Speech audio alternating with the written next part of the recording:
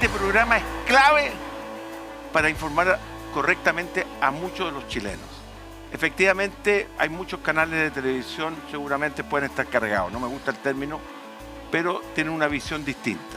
Y el perro y el gato discutimos mucho entre nosotros, y eso es muy importante principalmente porque con la discusión se crea el conocimiento y de alguna manera la convivencia de nuestro país. Lamentablemente en eso estamos un poquito débiles, en convivencia. Pasamos discutiendo igual que el perro y el gato.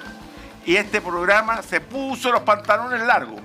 Vamos a tener una conexión con un país que todos queremos, que está con dificultades, pero vamos a ver la visión que aprendió uno de los chilenos, que también es no sé cómo decirle, de ciudadanía en el país del cual vamos a hablar, pero tenemos excelentes invitados hoy día, del mundo académico, Diego Olivares, de la Universidad Cervantes, un poco amarillo, pero no importa. Me reta. No. Michel Faure, presidente de Proforma, una de las instituciones más grandes que capacita a trabajadores, que yo lo considero fundamental, que es el tema de hoy día. Y don Marcos Mora, sin S, Marcos Mora, dentista, odontólogo, que tiene, yo creo que fue uno de los primeros que hizo una empresa con su perfil de profesional, que es clave, y moviliza muchos profesionales, que es donde está el conocimiento en nuestro país. Y vamos a decir, todavía no me dan la orden, pero tenemos a Daniel Harper, director o académico de la Universidad Católica, que está en este momento, va a hablar con nosotros desde Israel. Ahí está en pantalla. Hola Daniel, buenos días, no, buenas tardes para ti, creo que hay 6 horas de diferencia, ¿no? Así es, está informado Roberto Fantuzzi, ¿eh? No, lo que hasta la hora. Hasta la hora. Oye, Daniel, tú fuiste por otra razón a Israel, a estudiar la situación de la inteligencia aplicada en el conocimiento, en el mundo de la educación. ¿Hay tanta diferencia Chile con Israel o nos falta mucho por caminar para llegar al mismo nivel?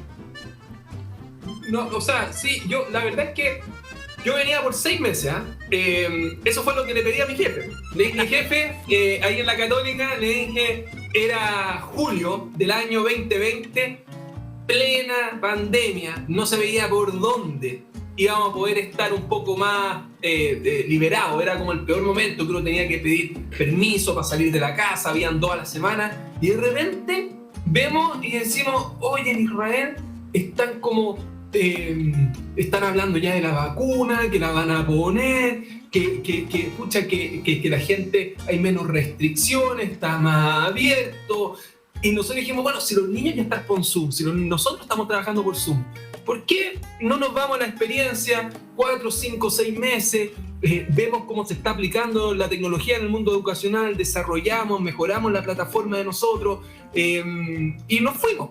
En el fondo, por ese periodo de tiempo, y a eso íbamos. Pero después, la verdad es que se dieron varias cosas. Por una parte, los niños les gustó. Nosotros estamos en un lugar como para emprendedores, la mayoría americanos, más inglés que hebreo. Por otra parte, Chile seguía súper cerrado. Entonces dijimos, ¿sabes qué? Quedémonos 5 o 6 meses más para que los niños terminen el año escolar. Nuevamente hablé con mi jefe, me dijeron, Daniel, tranquilo, si acá Chile va a estar cerrado. Y después me di cuenta que... Perdón que te interrumpe, sí. Pero seguías conectado con Chile y hacías clases por Zoom igual que si estuvieras en Chile. Claro, todo la Católica, nosotros tenemos, yo soy, académico ahí en la Universidad Católica y también tenemos Educom Lab, que es una empresa que desarrolla alfabetización digital en escolares, que tiene colegios, más de 50 colegios entre México y Chile, y seguimos haciendo lo mismo, mejorando, desarrollando, generando nuevas, investigación, plataformas, tecnología, y bueno, dijimos, está funcionando acá, está funcionando allá. En pedir no hay engaño. El problema, Roberto, es que la gente no pide. ¿Sí? Y les da susto. A la gente le da susto de repente pedir, no, que lo que me va a decir, y no se atreven. Pero ¿cómo no va a tener susto si yo estoy hablando con una persona de Harvard y yo estudié en Melipilla? Porque cada vez que vamos a dar una charla se cachiporrea que es de Harvard. Y yo decía, yo soy de Melipilla. Yo, de hecho, te hablo en serio porque efectivamente los chilenos en ese sentido no pedimos. Sí. ¿Ah? Somos más provincianos. Somos provincianos, sí. De carácter, justamente. Pero es algo que hay que cambiar. Hay que cambiar, sí, sigue nomás. Pero si uno tiene que tener, yo creo que objetivos grandes en la vida, o sea, en el fondo, yo veía, están, qué sé yo, como nosotros en el fondo siempre habíamos tenido este sueño de desarrollar tecnología, generar cosas nuevas, pensar en grande. Y dije, bueno, pidámoslo. Si en el fondo lo único que teníamos que hacer por un tema de lucas era tratar de arrendar la casa en Chile para que en el fondo se dieran ciertas situaciones. Eso era lo único que como que nos apretaba bien el zapato y todo. Pero cuando eso ya pudimos resolverlo, en el fondo dijimos ya, tratemos de pensar un poco más grande. Y pedimos. La gente muchas veces no se atreve, cree que la respuesta va a ser negativa, que le van a decir que no, o por experiencias previas, o porque ha tenido en el fondo malas oportunidades o malas experiencias. Y es muy difícil pensar en crecer cuando uno cree, en educación estoy hablando, que el otro le va a decir que no. Sí, pero, oye, pero en el caso particular tuyo, ¿qué nuevo has aprendido para aplicar en nuestro país? ¿En qué estamos principalmente atrasados? No, yo no creo que haya un atraso. Roberto. O sea, en el fondo, porque el atraso depende de ciertas características, como decir, mira, yo creo que de repente no hay metas, en el sentido que hay colegios todavía que no tienen claridad sobre cómo educar digitalmente a sus estudiantes, por ejemplo. No tienen claridad de la relevancia que tiene darles una formación para que utilicen la tecnología de forma positiva, que se exploten los beneficios y se disminuyan los riesgos. ¿Cuáles son los riesgos? ¿Cuáles son los riesgos, por ejemplo? ¿Qué riesgo? No, que yo el otro día leí, creo que en Noruega, pero un país europeo, donde están prohibiendo los celulares en los jóvenes en los colegios y los computadores, que se vayan más al libro. ¿Eso significa un retraso para ellos o es porque a través de la tecnología producía mayor daño que beneficio? Muy bien, entonces, nuevamente acá, ese es el punto que te quería hablar con el retraso. ¿Cuáles son los objetivos? Si tú tienes objetivos, Roberto, que son, por ejemplo, de aprendizaje y educacional, y de repente ves que con los libros te funcionaba mejor que con la tecnología, eso es un avance. Entonces, ¿sí sabéis qué? Por ejemplo, está comprobado que el pensamiento crítico se desarrolla más cuando es libro, es texto físico. Uno es capaz de no leer en diagonal, profundiza más en diagonal, uno en general lee en diagonal, profundiza más en las ideas, las piensa y las reflexiona, no tiene como esa cosa de la emocionalidad propia de la tecnología que uno le impide pensar 2 o 3 veces, se genera más debate cuando es físico. Sin embargo, la tecnología para conocimiento técnico, como por ejemplo, Mora, escuché del dentista, del odontólogo, ¿no es verdad? Que, por ejemplo, si yo necesito el desarrollo de un conocimiento más técnico, un tutorial es mucho más efectivo que el texto. Entonces, lo que nosotros explicamos es que un desarrollo tecnológico no es tener la mejor tecnología. De hecho, a los colegios, como hay toda una industria tecnológica que lo único que quiere es poner pantalla en los colegios y venderle, y los colegios compraron muchas cosas, está la tecnología tirada ahí. Estos smart boards, estos grandes pantallas inteligentes están tiradas porque no saben cómo utilizarlas. Entonces, el punto no es la mejor tecnología que tenemos, sino el objetivo, por ejemplo en educación, el objetivo de aprendizaje, y el objetivo de aprendizaje que se hace mejor con tecnología y mejor con libros físicos. Sí. Daniel, una pregunta, porque tú te estás refiriendo en general a la educación, digamos, para la tecnología, pero básicamente desde lo básico, digamos, desde los sectores, desde la niñez.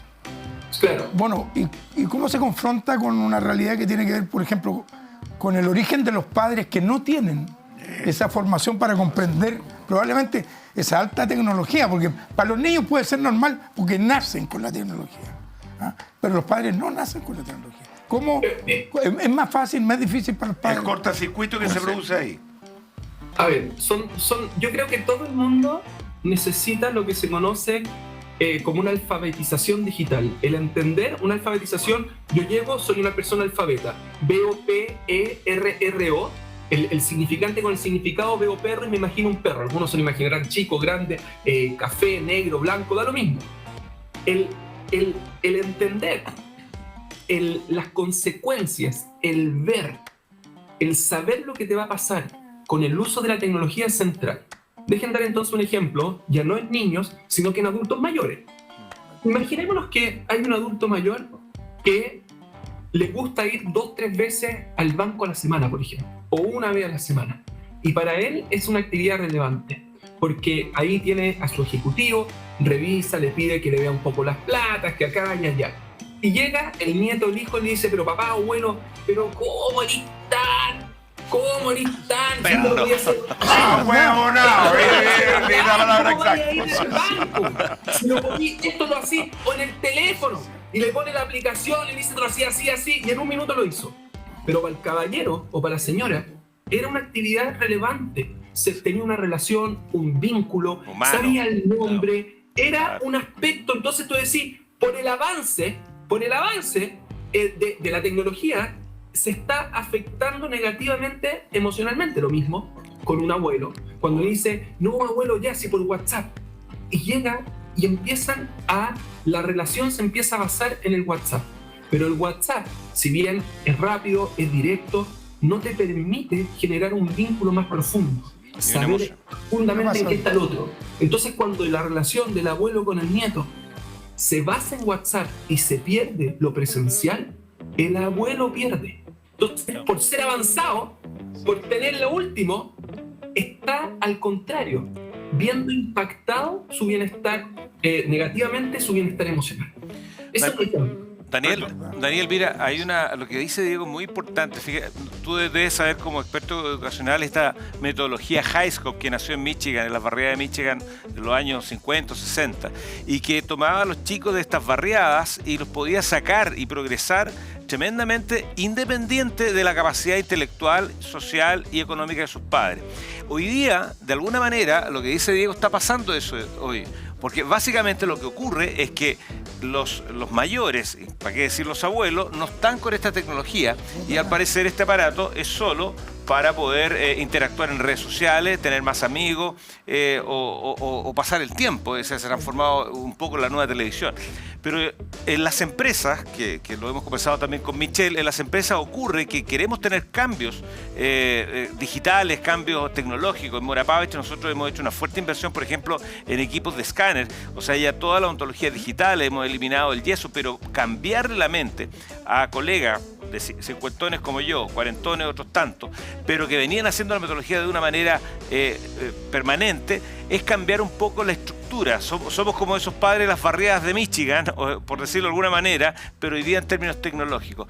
¿Cómo has pensado tú respecto de la educación hacia niños, cómo esa educación poder penetrarla y masificarla en adultos y adultos mayores, como lo acabas de decir, para que desde ahí, en la familia, sea capaz uno de incentivar de buena manera a los hijos? Porque lo que dijiste es muy importante. ¿Cuánto pierdo yo al usar la tecnología? En emoción. Yo creo, a ver, te voy a tratar de dar como con otro ejemplo porque me parece que también es relevante entenderlo desde varias perspectivas. ¿Cuáles son los mejores alumnos que yo tengo en la universidad? Que antes quizás no se daba. Comparémonos con 15 años atrás. El profesor hace 15 años atrás era el que sabía y el estudiante como que tenía poca posibilidad. El estudiante podía ser más inteligente, tenía una serie de virtudes, pero en términos de conocimiento siempre iba a estar más atrás del profesor. Hoy día, como por ejemplo, yo enseño de repente en uno de los cursos, en el pregrado, en la universidad, utilizamos inteligencia artificial para generar plataformas.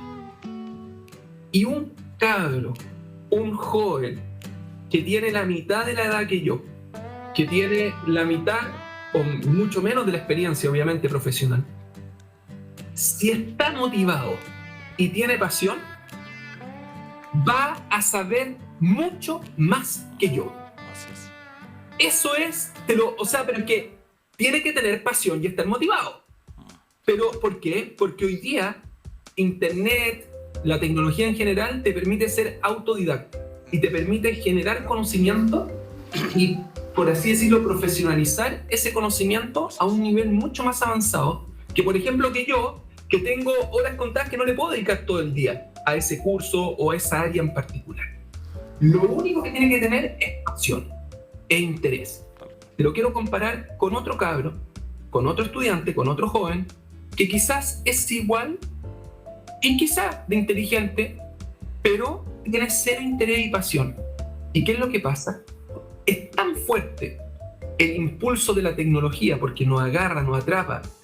Nosotros tenemos, es mucho más complejo, pero en términos, en el fondo de neurociencias, tenemos como todo lo que es la corteza prefrontal, que es la racionalidad, que es cuando uno piensa, que es cuando uno se regula y controla, y tenemos todo lo que es la amígdala, ¿no es verdad? Que Goleman habla que la tecnología lo que hace es que te agarra la amígdala, como que con las emociones, con todo lo que te atrae, te despierta con notificaciones rojas que te están llegando, que sentís que te estáis perdiendo de algo, todo tu instinto de supervivencia, y como que te saca de ahí. Entonces cualquier otra cosa te genera menos interés que eso. Vemos ese fenómeno. Joven. Sí, es que Daniel, una cosa. Que quiere hacer la No, mira, para que... Mira, Daniel, es que yo me dedico un poco, mira, desde el mundo del trabajo, en la academia, y bueno, mucho tiempo fui dirigente sindical y he vivido ese salto cualitativo, cuantitativo de lo que hoy día significa, por ejemplo, el impacto de la inteligencia artificial en el mundo del trabajo.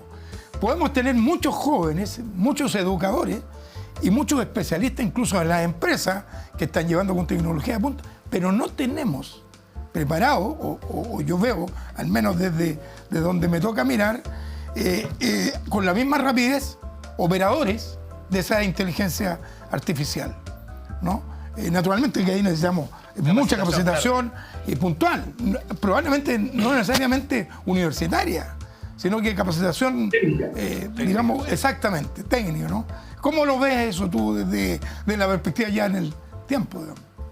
Yo creo que es necesario, que es fundamental. Cada vez se va a ir siendo que se va a necesitar como una educación, por así decirlo, básica, no en términos escolares, sino que básica en el sentido que van a haber herramientas que todos vamos a tener que generar, desde herramientas colaborativas, desde capacidad para tolerar frustración, desde capacidad para poder relacionarnos con los demás, habilidades comunicacionales, y que eso va a tener que ser un core, un elemento central en cualquier tipo de disciplina. La capacidad, ¿no es verdad?, de pensar quizás de forma más crítica, pero después de eso va a ser todo muy técnico, porque cada vez se va a especializar más. Entonces, pero lo que yo creo y pienso, pero puede ser que esté equivocado, es que el buen profesional, por eso te decía el ejemplo de la pasión, no va a depender mucho de cuánto técnico sabe, sino que va a depender de su formación base, porque eso lo va a llevar a motivarse, a querer aprender más en el lado técnico, a especializarse más acá, a ser más autodidacta, a buscar más elementos, porque en el fondo hoy día el mejor profesor no va a saber lo suficiente como para poder enseñarle todo lo nuevo que está pasando, porque todo el rato se genera una nueva herramienta, todos los días hay una nueva aplicación. Entonces el fundamento no puede ser técnico, tiene que ser en el fondo desde lo que se definan como las competencias básica, relevante, y eso tiene que ser absolutamente transversal y después empezar a salir lo técnico. Oye, súper bueno. Daniel, yo te quería preguntar por los temas de inteligencia artificial, como tú señalabas también. Uno, como pasa en esto de la tecnología, lo puede ocupar para buenas cosas o para desperdiciarlo, ¿no es cierto? Nosotros estamos haciendo una inversión fuerte. Yo estoy en el tema de la educación de adultos desde OTIC Proforma y estamos invirtiendo fuerte en inteligencia artificial para la detección de necesidades de capacitación, para ajustar mejor la oferta de capacitación con la demanda que tienen los trabajadores y generar KPI, que lo conversábamos hace un rato. Y también estamos haciendo una inversión muy fuerte en lo que es todo el tema de los simuladores y la realidad virtual, y de hecho vamos a ser el primer OTIC y el CENSE va a ser el primer servicio público que vamos a tener la primera reunión oficial en el metaverso.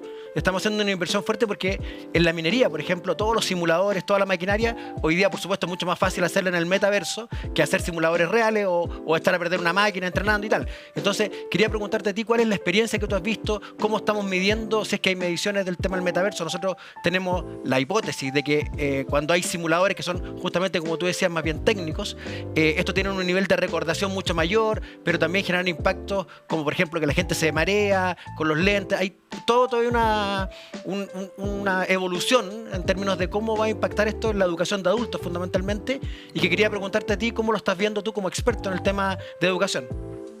Yo no lo desconozco, desconozco estudios que te puedan decir como la efectividad, como no los tengo, quizás tendría que buscarlo, pero como a flor de lengua, por así decirlo, no me sale. Ahora, a nivel teórico, yo creo que con todo lo que es esta realidad virtual, en temas técnicos, por ejemplo, no sé, me imagino que quizás desde lo más básico, un taller, por ejemplo, lo más técnico, que quizás en Chile, no sé, el área automotriz, ¿no verdad?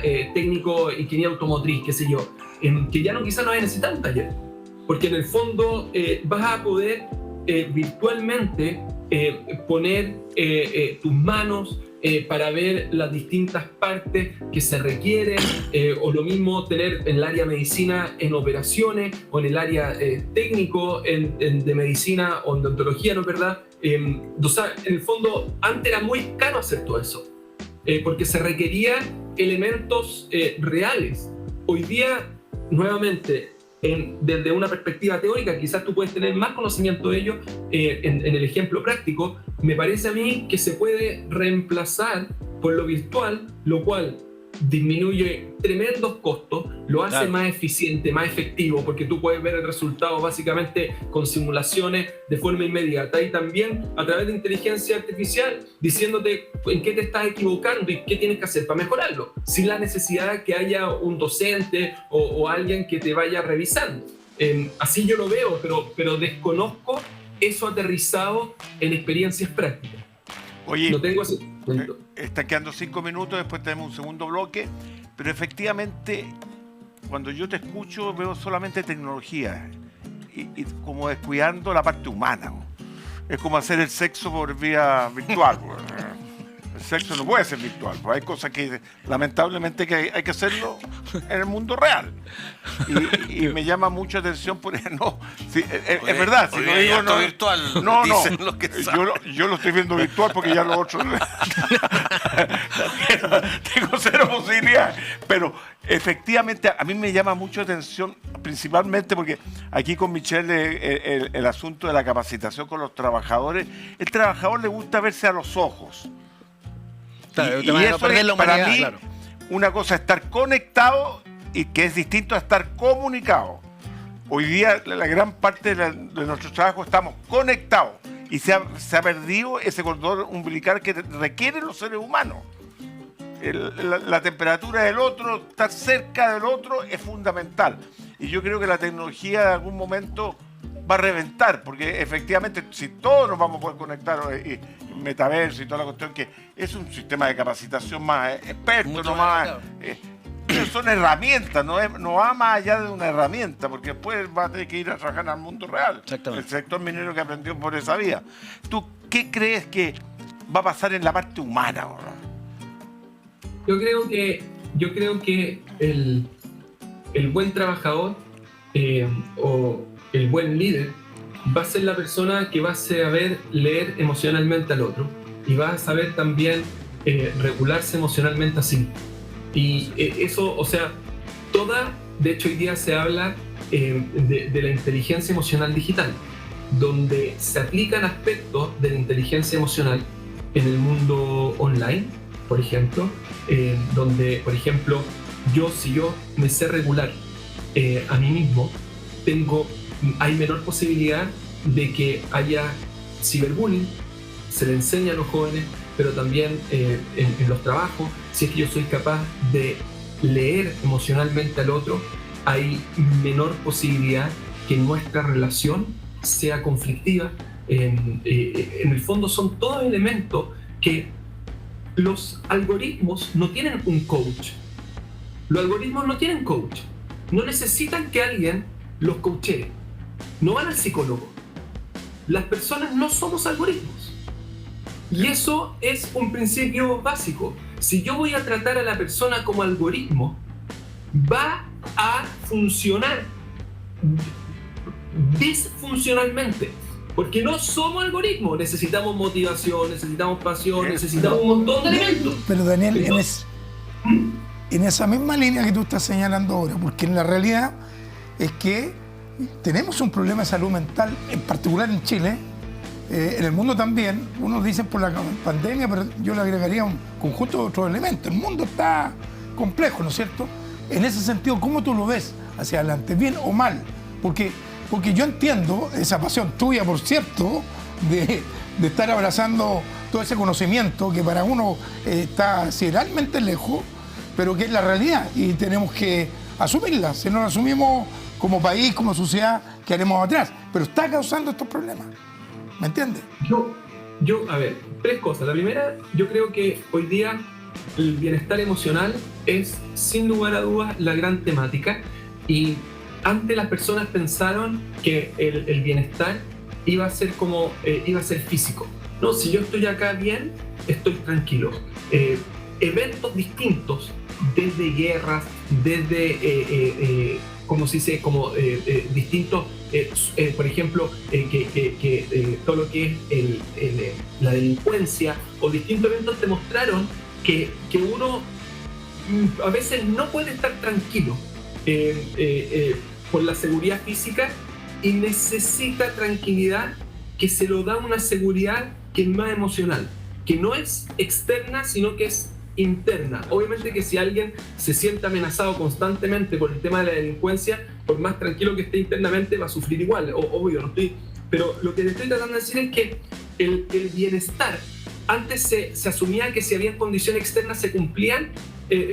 Hoy día, cada vez, por la pandemia, por niveles de delincuencia, por guerras que empiezan a haber, tú te das cuenta que uno, para estar bien, en el fondo necesita estar bien consigo mismo. Punto uno. Punto dos, hoy día es imposible que una persona tenga bienestar emocional si no tiene un balance digital. Es imposible. Las personas que no tienen un balance digital y que están más conectados online que comunicados, como dice Roberto, no están bien emocionalmente. Porque una persona que es incapaz de regularse digitalmente, lo más probable es que tenga problemas de tipo de bienestar emocional. Porque todo lo que ve lo va a afectar, no va a poder regular sus emociones, va a ser incapaz de tratarse a sí mismo. Y es importante y fundamental entender también esos aspectos. Y el tercer elemento, respondiendo tu pregunta, es que hoy día yo creo que las personas, el foco que debiese hacerse es: si yo estoy bien, voy a producir bien. Antes lo más importante era el factor productivo. Hoy día ha variado eso. Por lo tanto, si es que la persona no está bien, por el mejor cargo que tenga, por el mejor trabajo que haga, o digamos los papeles, no lo va a hacer bien. No lo va a hacer bien. Va a ser productivo.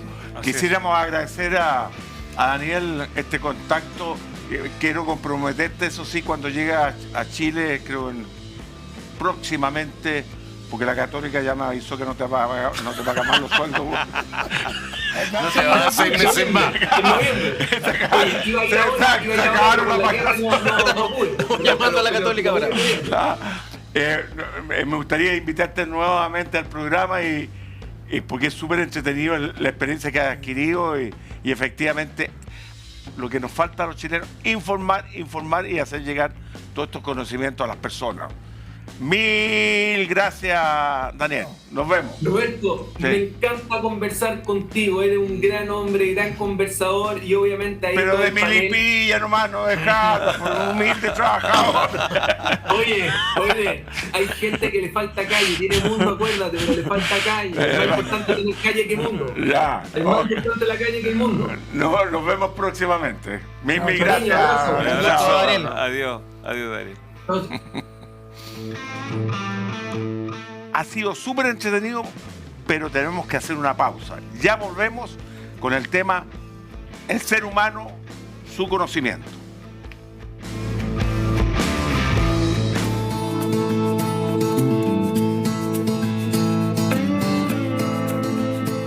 No cabe ninguna duda que el primer bloque fue súper entretenido desde Israel, pantalones largos para Tevex, y quiero agradecer principalmente al canal que hace posible este tipo de comunicación que para muchos chilenos es muy difícil conocer realidades del mundo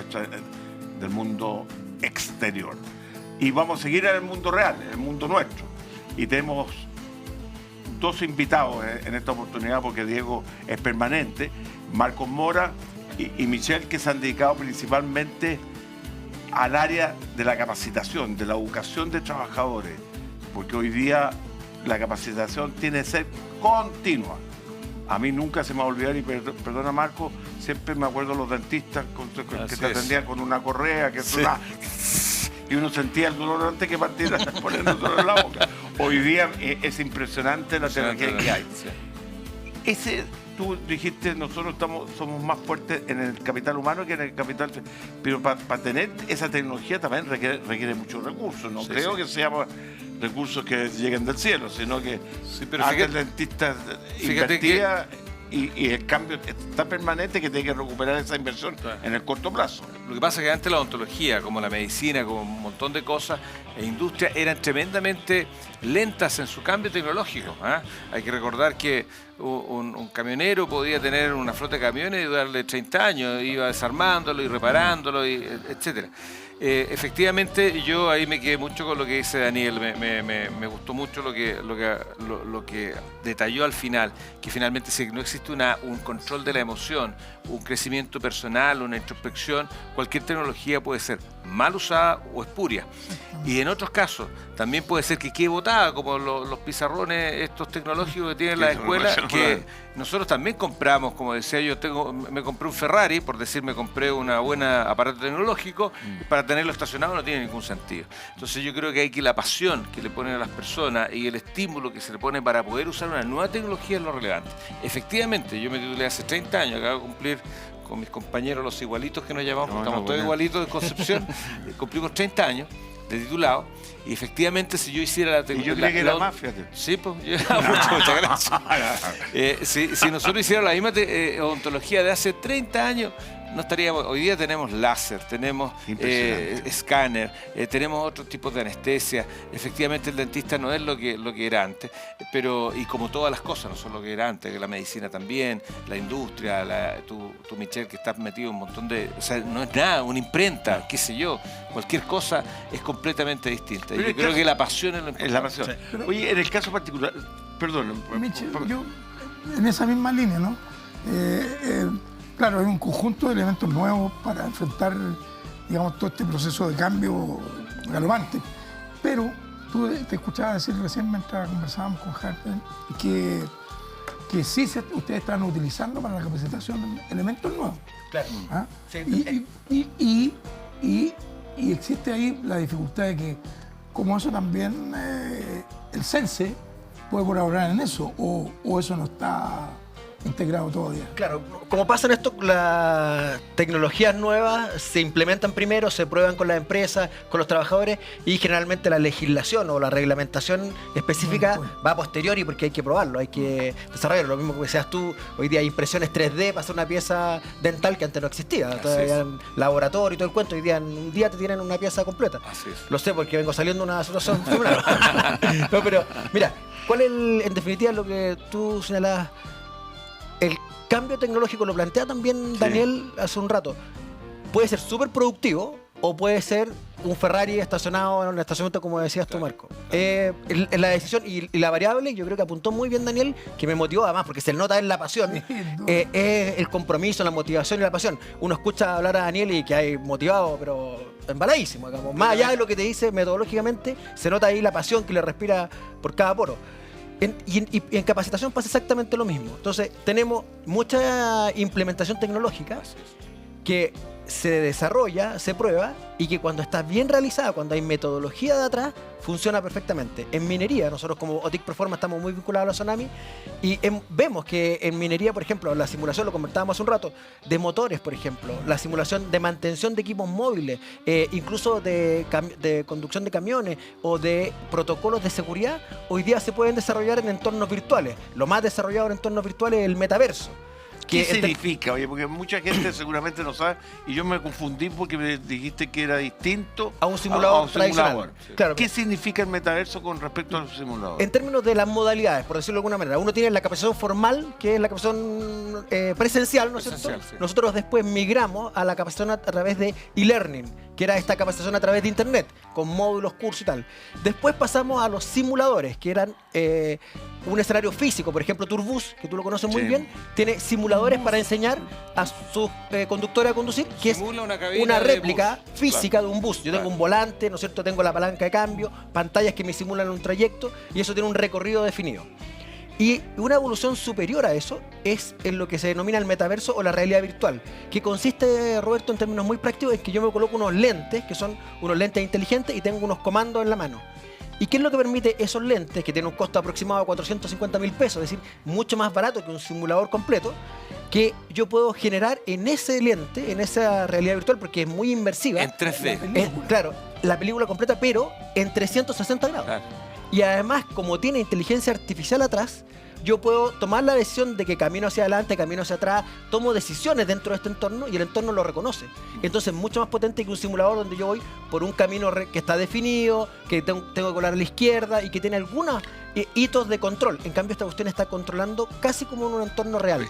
Ese ya que el metaverso hace más asequible una capacitación Una más realidad. técnica. Claro, porque una realidad te hace escenarios al que tú quieras. Por ejemplo, se está usando hoy día, nosotros estamos haciendo no una investigación, pero sí tomando contacto con un equipo argentino que está haciendo metaverso para simular cirugía. Por ejemplo, en odontología. Entonces, en vez de practicar en un paciente, yo creo que no lo reemplaza totalmente, pero sí reemplaza el simulador, por ejemplo. Todos en odontología tenemos los prácticos que se llaman hands-on, que finalmente, que del inglés, que es una práctica con las manos de poder hacer algo, pero en un modelo inanimado, digamos. Exactamente. Entonces, eso puede ser una antesala al hands-on o a esta práctica. El metaverso puede ser perfectamente una antesala y ayudar tremendamente a la capacitación permanente. Claro, el tema, como pasa en esto, Diego, es que, claro, justamente esta lo han podido implementar aquellas empresas que tienen muchos recursos por volumen y todo el cuento. Y está el desafío que plantea exactamente. Ahí, ¿por qué? Porque, mira, aparte de la capacidad económica que tiene que tener la empresa, hay un tema que también lo tocamos con ¿cómo se llama? Con Daniel. Es el tema psicológico. Es decir, porque por más que parezca, es decir, esto de la pasión es un tema que me pareció súper interesante. Y sin duda hay que tener pasión, porque todo el mundo no se abre. Los niños nacen con esa pasión, pero también pueden pasarse de pasión, ¿no es cierto? Y quedan pegados en un mundo que no existe, que es el verdadero peligro. Pasa con los videojuegos, con esta tecnología. Uno se lo ve de cerca. Entonces, debiera, ¿no es cierto? Entiendo yo que la psicología está incorporando eso rápidamente a una temática de, como te dijera yo, de mayor tratamiento, pero que no la tienen tampoco. Así es. Oye, todo esto que tú mencionas, el cambio de los OTEC, que son los organismos que capacitan a trabajadores, para que sepan las personas, requieren de inversión, que era distinto. Antes era tiza y pizarrón mucho, después vino los computadores, etc. ¿Qué está pasando? Porque tú, en el fondo, contratas a estos OTEC. Claro. Y le exiges seguramente tecnología de punta, o hay alguna manera de de hacerle los exámenes correspondientes si tienen y corresponden a un nivel de tecnología para estar apta para capacitar trabajadores. Claro, en general los OTEC se van segmentando, digamos, y van, claro. Pero van quedando mucho en el camino, quedaron mucho en el camino, por supuesto. Sin lugar a dudas, y posterior a la pandemia también fue dramático, porque la industria se contrajo muchísimo. En esto solo como una información general para la gente que no está viendo. Los OTEC son organismos técnicos ejecutores de capacitación, es decir, el que da el curso, que puede ser desde el INACAP, el DUOC, hasta una empresa familiar que entrega capacitación. Que tiene que estar acreditado en el CENSE y que tiene que tener acreditado cada uno de sus cursos. Los OTIC, por otra parte, que somos nosotros, somos los que hacemos la intermediación de la franquicia tributaria. Es decir, usted, señor empresario, tiene una franquicia tributaria. A usted capacitar a sus trabajadores le sale gratis. Si es que usted aporta el 1% de su renta disponible anual a un OTIC, usted, cualquiera sea, va a aportar ese dinero y lo va a recuperar el 100% de la devolución de impuestos que tiene. Es decir, que tiene una herramienta para capacitar a sus trabajadores. Pero te puedo corregir que aunque dé utilidades o pérdidas. Incluso con pérdida, porque con el Estado pérdida también le devuelven el dinero. Claro. O sea que es un subsidio, no es una franquicia tributaria, es un subsidio del Estado. Toda la razón, don Roberto, que siempre me corrige. Sí, técnicamente un subsidio. Es un subsidio, perdón. No podía evitar corregirme. Nos conocemos hace muchos años, Roberto, y siempre no pierde oportunidad de corregirme. Pero bueno, muy bien. Por eso es mi mentor, es un gurú. Bueno, entonces comentábamos que está esta posibilidad de usar la franquicia tributaria. Esta franquicia tributaria se puede jugar en distintos contenidos, como lo comentábamos, presencial, e-learning y tal. Ahora, el tema de los simuladores tiene el desafío que tú decías, que requiere una inversión muy fuerte, porque no solo los lentes cuestan 400 lucas, pero el contenido que está dentro del lente es lo caro. Y por eso los grandes operadores como nosotros, que en definitiva somos una especie de grandes distribuidores, claro, los software, el contenido. Entonces, lo que estamos haciendo nosotros como Proforma es justamente invertir nosotros para generar ese contenido, para que se genere una cultura de uso, porque lo conversamos un rato con los temas de KPI, por ejemplo, de evaluación del retorno de la inversión en capacitación. Claro, la tecnología está, pero no sabemos todavía cuánto, por ejemplo, tenemos una hipótesis, insisto, de que esto tendría una mayor recordación que leer un libro. Cuando uno repara un motor y sabe que la biela va acá y si lo coloca al otro lado se desarma el motor o explota y tal, eso tiene un mayor nivel de recordación para un trabajador que leerlo. Pero también nos hemos dado cuenta, por ejemplo, que la gente solo puede estar hasta 30 minutos conectado, porque después se marea y empiezan hemos hecho algunos pilotos y hemos terminado con gente muy, muy mareada y otra gente que no le pasa nada. Generalmente, mira, increíble lo que nos está pasando desde el punto de vista de la psicología que decías tú. La gente más joven tiene un nivel de resistencia, por decirlo de alguna manera, mayor. ¿Por qué? Porque está mucho más acostumbrado a los videojuegos, tiene el ojo entrenado y la mente entrenada a un mundo mucho más digital que los que somos de una generación mucho anterior. Entonces, estamos todavía en esa inversión, como les contaba, casi como primicia, porque este programa va a estar en el rango del 3 de noviembre. Sí. El día 3 de noviembre nosotros vamos a tener la primera reunión oficial de un servicio público con un proveedor como somos nosotros, que va a ser una reunión oficial pedida por transparencia con la directora nacional de CENSE, porque el CENSE también, gracias a Dios, está muy comprometido en dar un impulso en este tema. Un impulso en el sentido de empujar todos estos temas de tecnología y modificar y actualizar la reglamentación para que esto no quede solo en aquellas empresas que tienen los recursos suficientes, sino que vaya siendo cada vez más democrático, porque se pueda financiar con la franquicia tributaria. Y en ese sentido, las pymes, digamos, no tienen esa franquicia tributaria. ¿Qué es lo que se puede hacer? No, si tienen, tienen que no la utilicen y muy poco. Claro, lo que pasa es que muy poco. La tienen, sí, pero claro, pero si, o sea, tú la puedes tener, pero si no tenías acceso. Costo, digamos, a eso es a lo que me refiero. No alcanza. Oye, Michelle, y hoy día que estamos con una tasa de desempleo tan grande, que aparentemente está creciendo, eso, por más que tenga empresas, sí, puede llegar perfectamente a los 2 dígitos. ¿Cómo estas tecnologías son capaces de ayudar? Porque yo me acuerdo que antes habían franquicias tributarias, esas sí que eran franquicias que si uno contrataba a tantos trabajadores y le metía el tema del empleo, me acuerdo perfectamente a la Subprime, que nosotros tratamos de utilizar esa franquicia para contratar más gente.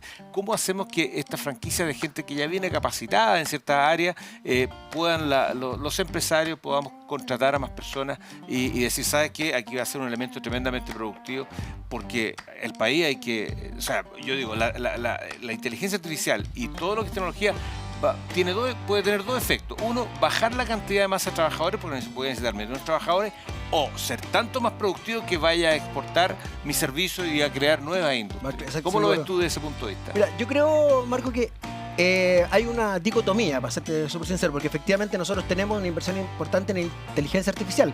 Esa inteligencia artificial hoy día se está ocupando, por ejemplo, para procesos de reclutamiento y selección. Entonces, en la medida que tú seleccionas mejor a tu candidato, ese candidato sin lugar a dudas va a ser mucho más productivo porque va a permanecer más tiempo en la empresa, porque su cultura va a ser mucho más consistente con la cultura de la empresa y por tanto va a ser más productivo.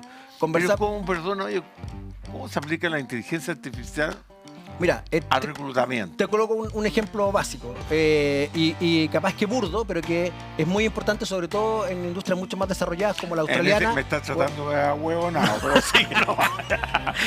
No podía perder la oportunidad tampoco, ¿viste? Esto, 15 iguales, 15 iguales. Te van a volver a instruir, te van a volver a instruir. Oye, entonces, mira, pero un ejemplo básico. En Estados Unidos y en Australia, particularmente donde el empleo en Australia es casi pleno empleo, cuando se hace reclutamiento y selección de personal, inteligencias artificiales, por ejemplo, revisan todas tus redes sociales. Entonces, a través de tus redes sociales, que sería humanamente imposible hacerlo, porque sería un volumen de información muy compleja de manejar, la inteligencia artificial sí te dice si tú eres una persona, por ejemplo, que eres deportista o que eres una persona bohemia. Y eso hace que la selección sea completamente distinta. Menos mal, ya tengo trabajo yo. Claro, en nuestra generación no habríamos pasado ningún proceso de selección. Pero, por ejemplo, si eres de un perfil conservador o liberal. Claro. Y muchas cosas que salen exclusivamente por las publicaciones que tú haces. Si eres explosivo o eres recatado. Claro. Y todo eso se hace por eso no, es un poquito anticonstitucional, pues se está metiendo en tu vida privada. Sin lugar a dudas. Porque es lo mismo que pasa aquí por legislación, que tú no puedes publicar la foto. Pero la inteligencia artificial superó esa legislación. Entonces, ¿qué pasa? Que tú, con la inteligencia artificial, tú dices, ya, voy a escoger a este candidato, genera una matriz, un algoritmo que te determina cuáles son los puntajes o las variables que tú quieres reconocer y va a encontrar el candidato. Porque nosotros en economía, y tú lo decías bien, Marco, que estamos al revés, aumentando en desempleo, lo que hacemos es que se publica la oferta y los postulantes van a la empresa. Cuando tú estás en economía de pleno empleo, al revés, es la empresa la que tiene que salir a buscar a ese candidato, incluso a levantarlo de otro lado. Y por tanto, es mucho más fino el análisis para poder levantarlo. Entonces, te fijas que te colocaba solo como ejemplo. En inteligencia artificial, tú puedes revisar todas las redes sociales y definir un mucho mejor perfil de una persona, un candidato, que lo que habríamos hecho con los test de psicométrico o test de Roche. Claro. O leer todos los currículos cuando llegaban en la parte de reclutamiento. Claro. Entonces, se mejora la selección. Si se mejora la selección, mejora la productividad. Pero, por otro lado, y por eso te decía que hay una dicotomía al principio, Marco, claro, tenemos toda esta herramienta, pero por otro lado también tenemos una cuestión que es intuitiva y que igual no se hace. Por ejemplo, en Chile, lo hemos conversado otras veces, lo comenté en el programa anterior, hay un déficit de 10.000 conductores. Mira. 10.000 conductores. Entonces tú decís, claro, está aumentando el desempleo, pero ¿qué hacemos? Que como política pública no estamos ocupando las becas sociales, porque con esta franquicia tributaria también puedes capacitar a trabajadores cesantes, desempleados, mujeres que van a tocar. En esos puntos específicos y estamos certificando 10.000 trabajadores que no están. Entonces tú dices, yo cada vez que veo una entrevista de un ambulante, por ejemplo, para no generar un ejemplo específico, pero un ejemplo ambulante me dice, no hay trabajo, yo le digo, sí hay trabajo. Hay 10.000. Lo que pasa, hay 10.000 puestos. Lo que pasa es que tenés que hacer un curso. Te estás poniendo la fila equivocada. Exactamente. Claro. Hay que hacer más. Bueno, eso te levanta un punto que a lo mejor no tiene nada que ver con lo que estamos conversando, pero sí el ejemplo que tú pusiste de los choferes. ¿Vieron el caso del búho el otro día que detectaron a un chofer que finalmente hubo... No, consumo de droga. Eso es un punto que está muy fuerte en los choferes del sector de transporte colectivo. Pero eso le corresponde a las mutuales, ¿o no? No, era la seguridad en el trabajo. El control de en qué condiciones está ese trabajo. Es un tema súper delicado que nadie lo quiere tocar. Y que tiene que ver también con esta escasez de conductores. Exactamente. Porque ¿qué pasa? Que tienen turnos también que son eternos, porque no hay capacidad de reemplazo o falla el conductor. Pero que ¿por lo qué iba a falla reemplazar? el puente, oye? ¿Por qué no se constituye el puente entre los cesantes y esta actividad que es súper importante?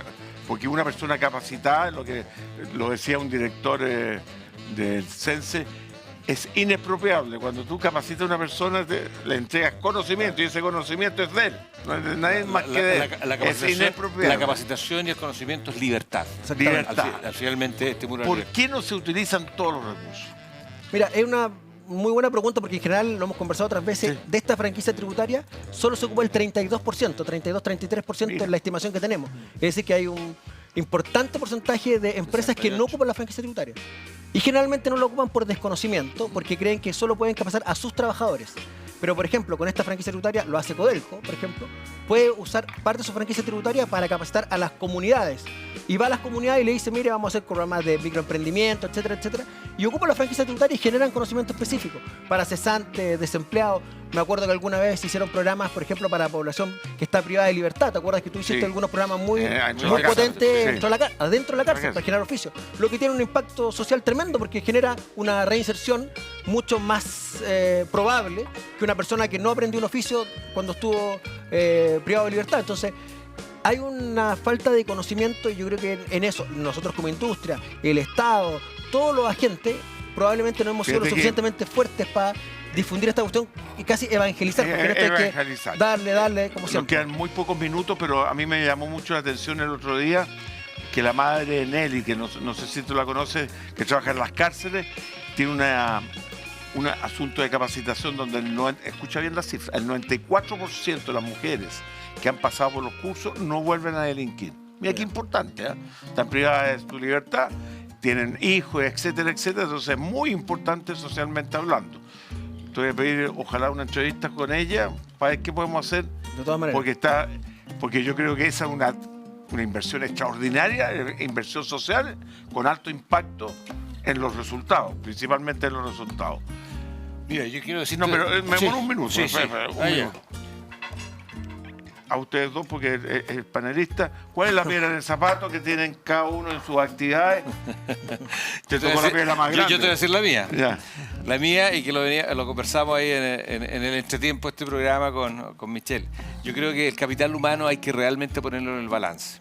O sea, en el balance tributario. ¿Ah? El capital humano, hay todo un movimiento del Roy Institute que en Chile lo representa un querido amigo, Rodrigo Lara, que además fue compañero de curso en el Instituto Nacional y además fue mi profesor. Y un seco, así que un saludo para Rodrigo, le mando desde acá. Y ahí él nos enseñó que el capital humano podría ponerse en el balance porque hay ciertos KPI, es decir, por ejemplo, permanencia, nivel de capacitación, porque hoy día se habla de capital humano, pero no está ahí. Y debiera estarlo, debiera ser realmente el capital. Yo estoy muy orgulloso y siempre de tu apoyo. Quiero regalarte este libro, que es nuestra memoria de 21 años, que además Roberto prologó. Nos prologó con un prólogo fantástico. Así que aquí está el capital humano de más de 190 personas que trabajamos juntos. Mil gracias. Gracias a ti por ese... Precioso el libro. Lo vi anteriormente, una foto, y esto demuestra lo que hace cuando un profesional también es empresario. Ponerse a disposición de este país que necesitamos mucho, hemos discutido el tema de salud dental. ¿Cuál es tu piedra en el zapato? Mira, estaba pensando justamente, de acuerdo a lo que tú me preguntaste, yo creo que la piedra en el zapato nuestra y del sistema es la difusión. Porque pasan estas cosas que parecen esquizofrénicas. Tenemos inteligencia artificial, tenemos toda la tecnología y por otro lado tenemos una realidad tan evidente como que los empresarios no ocupan la franquicia tributaria y que si lo ocuparan podríamos generar mucha más intermediación laboral. Creo que la piedra en el zapato mía y del sistema es la intermediación laboral, te diría yo. Juntar a la persona que capacitamos, porque tampoco capacitarla por capacitarla no tiene sentido. No tiene sentido. Capacitarla. Aunque queda algo en el conocimiento. No, siempre queda algo en su cabeza. Pero esa persona necesita para su calidad de vida poder tener un empleo digno. Ahí te comento muy corto un programa que se llama Nuevos Talentos.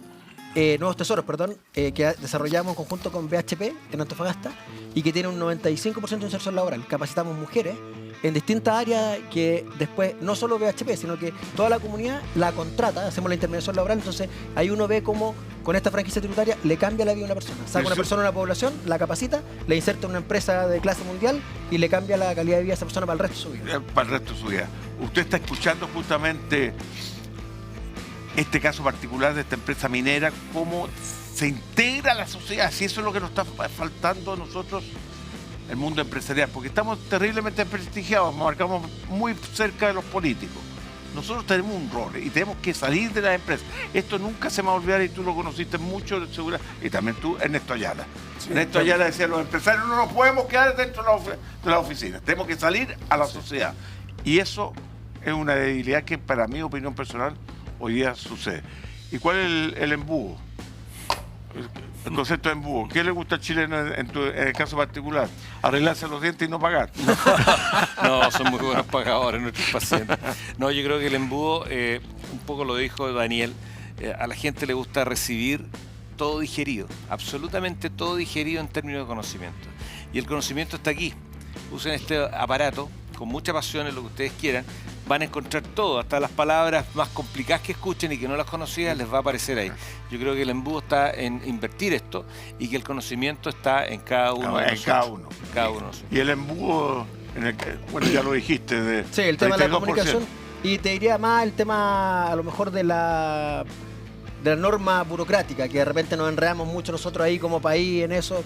Venía escuchando en la radio, por ejemplo, el caso del laboratorio Sinovac, que no se va a instalar en Antofagasta. Y uno nos explica y me dice, no, es que el tamaño del mercado, si el tamaño del mercado era el mismo que hace 5 años, ¿no? Se conocía de antemano. Y uno de repente dice, ¿qué nos pasó como país? Ni siquiera como gobierno, como país, que no fuimos capaces de aprovechar una oportunidad. Nos quedamos ahí y eso de repente tiende a desesperarnos. Como el compromiso lo cumplimos plenamente, fue un programa muy informativo y lo espero la próxima semana a esta misma hora.